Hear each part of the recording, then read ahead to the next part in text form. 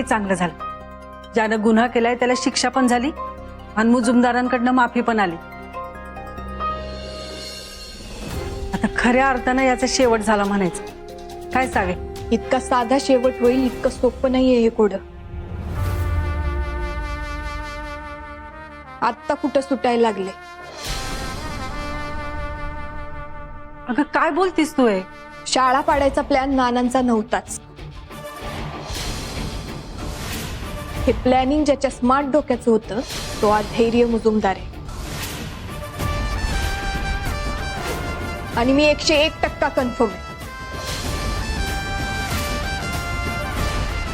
जर याच्या या प्लॅनिंगमुळं नानांसारख्या निर्दोष माणसाला शिक्षेच्या वाटेवर जावं लागत असेल ना, तर खऱ्या गुन्हेगाराला त्याची जागा दाखवलीच पाहिजे. आणि समाजाला पण यांची नावं कळली पाहिजे. आणि यांना योग्य ती शिक्षा व्हायलाच पाहिजे.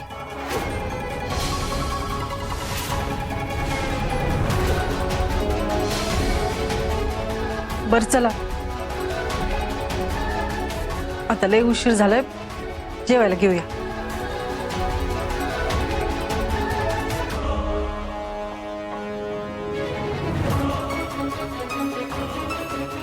मामा,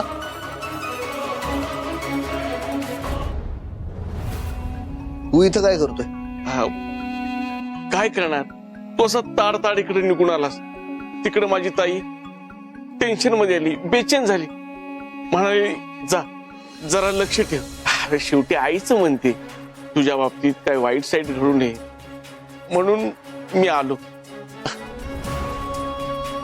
सारखं म्हणत होती धैर्याचं तिकडं कुणाबरोबर वाजू नये, त्याचं कुणाबरोबर काय बिघडू नये असं सारखी म्हणत होती. अरे धैर्य धैर्य, अरे ऐक ऐक ऐक, मग तुझ्या माग साडेसाती लागली. बघ तुझ्या एकट्याच्या रेषाने ही अवदसा लागली. माझा ऐक, लवकरात लवकर लग्नाचं मनावर घे. 2चं 4 हात कर, म्हणजे रेषा पण वाढतील आणि अवदसा पण मिटेल.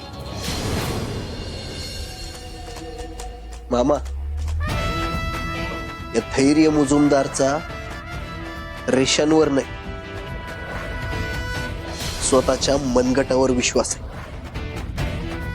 राहिला प्रश्न लग्नाचा, त्याचा विचार करायची ही वेळ नाही.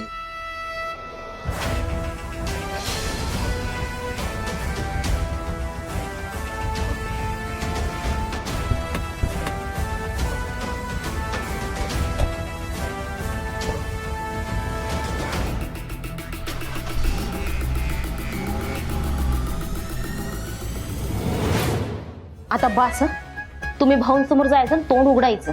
हा काय म्हणते मी? काय हळू. अहो त्या मुजुमदारांनी येऊन माफी मागितल्या, अजून काय पाहिजे? हा तुमच्या बहिणीचं डोकं जरा ठिकाण्यावर आणा. नुसतंच मोठा भाऊ म्हणून मिरवू नका, काहीतरी करून दाखवा. आता मी सांगाल, हळू बोला की जरा. मी सांगायला जाऊन नवीन काय होणार आहे? आतापर्यंत जे होत आले तेच होणार आहे ना. मी जाऊन सावीला काहीतरी सांगणार, मग शेवटी ती तिला पाहिजे तेच करणार आहे. मग कशाला उगाच स्वतःचं तोंड घाण करून घ्या. हाऊ ऐक ना, सावी आता कुणाचं पण ऐकत नसत्या. ती त्या मुजुमदारांना धडा शिकवल्याशिवाय गप बसायचे नाही आता.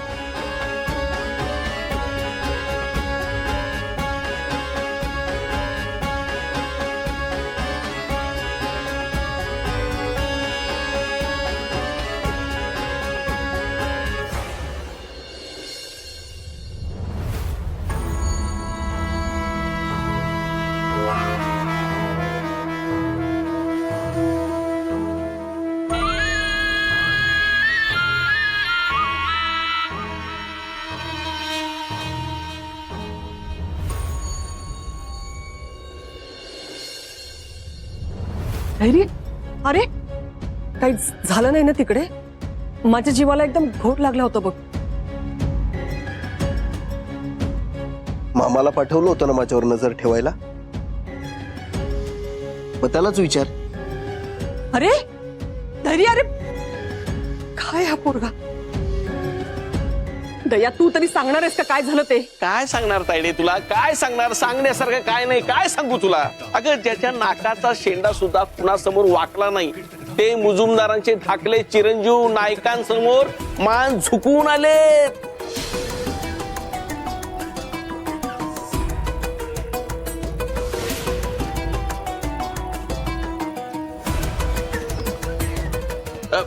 मान झुकली ते झुकली, हा झुकली. आणि वर प्रायश्चित्य म्हणून त्या शाळेच्या पोरासनी दवा पाणी सगळी करतो असं सांगून आलाय. आता बोल. छे छे छे छे तायडे तायडे, अगं बघवत नव्हतं ग तायडे, बघवत नव्हतं. बघ असे असे ग असे हात जोडले होते भाऊ समोर, ते असे हात जोडले होते. आणि वर म्हणतोय कसं, माझ्या माणसांच्या मुळे ही चूक झाली, म्हणजे शेवटी माझी चूक आहे, म्हणून हे सगळं करायला लागलं. मला माफ करा, मला माफ करा, असं असं म्हणाला.